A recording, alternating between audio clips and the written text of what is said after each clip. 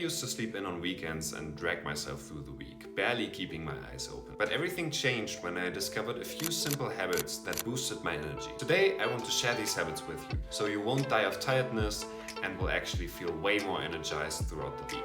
Let's get into it. So I started to improve my sleeping around 2018, 2019, when I was just feeling awful throughout my apprenticeship because I was always tired. I don't know who told me about it, but I came across this website called Sleepy Time, and what it did was calculate your perfect wake-up time. And it works with these circadian rhythm 90-minute sections of your sleep. Basically, you always have this 90-minute cycle, and at the end of these 90 minutes, it's easy for your body to wake up. So that was the whole secret behind that website. It was fairly easy, and I don't use it anymore. I just know that I'm not gonna sleep 8 hours. I'm gonna sleep 7.5, add like 10-15 minutes for sleeping in. Sometimes you fall asleep quicker, sometimes you need more time to fall asleep. So when I'm going to sleep, I'm going for 7 hours and 45 minutes of sleep.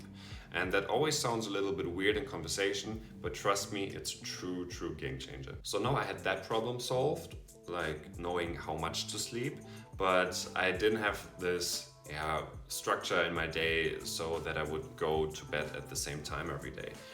And I'm at that point now where I finally have a clear structure, and that helps so much. And it doesn't work all the time, but if you can get 5 or 6 nights a week in your normal rhythm, and your body will learn to wake up at that same time every day. I know it can be a nice feeling to sleep in on the weekends, but this is always only momentarily. First, it gives you way less time on the weekend to do the things that you were looking forward to throughout the week. And second, it just leaves you very energy depleted also. And thirdly, your body doesn't know when the hell it should fall asleep, when it should get tired, and when it should wake up and be ready to go. If you give yourself and your body this structure throughout the week and keep it on the weekends as best as you can. Of course, sometimes there's like an event, a party or whatever, never mind. But if you can keep it like 5-6 nights a week, then you will benefit so much. I know it's not easy, but definitely give it a try. Try it out for a month and tell me how it feels like. All right, let's talk about phone use. And I try, and don't get me wrong, it doesn't work every time, but I try to use my phone or any digital devices as least as possible when it comes to my evening routine. So let's say like the last hour before I go to sleep, I'm trying to really set the mood for sleeping, give my body time to relax, maybe read some book where I don't have to think real hard, or play some music, do anything that relaxes me without giving me super much input. And for example, watching YouTube before you sleep, like right before you sleep, can be really bad for your brain because it will be super activated and you won't be able to fall asleep easily. My last girlfriend was really addicted to her phone, and I really noticed whenever she was waking up, she would go immediately to her phone, and it was right next to her bed as an alarm, and then she would unlock her phone and see what's happening. While I was trying to get awake, she was already flooding her brain with input. And yes, light in the morning is good, but you never know what your phone brings you, and I know that makes it very exciting to open up your phone in the morning. But trust me when I say it's so much better for your mental health also. Delay your phone usage to later in the day. Try to have your morning routine, like the first hour of your day, without your phone. You can use it as an alarm, but don't look at it.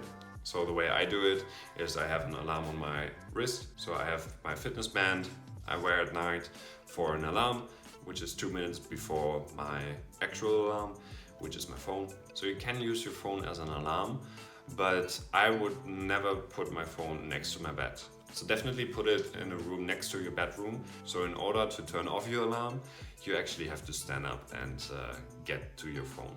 But then don't make the mistake to instantly look at your phone. Just press on one of the buttons to turn off your alarm and then get your day going. It's so much easier than having your alarm right next to your bed and then being able to hit the snooze button every 5 minutes or something, because that just sets the mood for the whole day, and it really will make your day worse from the first second of the day. So try to turn off the snooze function, have one alarm, and then just start your day right away.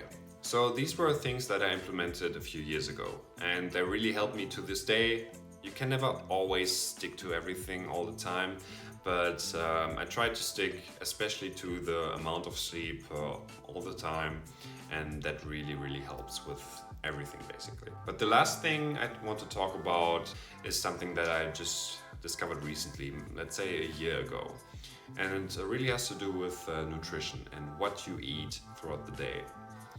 I'm not gonna do a deep dive on nutrition, at least not in this video. Just be aware that the later you eat carbs in the day, the less time your body has to use the energy that they provide. So if you eat carbs like pasta, rice, whatever, and I don't want to get into that crazy discussion whether they are good for you or not, then you want to eat them early in the day and not late at night. They should not be your meal. I know it's very tempting, especially Italian food tastes great in the evening for some reason.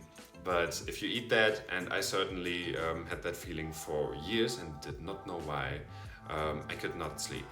And especially if I eat rice, for example, in the evening, I know that I'm gonna have super weird dreams and gonna be in this half awake state for quite a while. And I never knew that nutrition could have such a big impact on your body. But when I cut out the carbs later in the day, then I really noticed how much better I was feeling throughout the night. So you want to try to eat a lot of protein in the evening, especially if you worked out. Your muscles need the protein to recover overnight, and you don't want to eat the carbs, especially if you want to lose fat.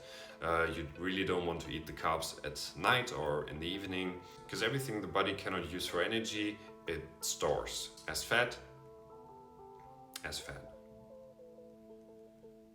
So if you're trying to lose weight, don't do that. It's very similar with caffeine intake, and I would advise you to not drink any caffeine 8 hours before you sleep, because even if a lot of people say so and you might not actually feel the impact of your caffeine on your sleep, try it out for a month.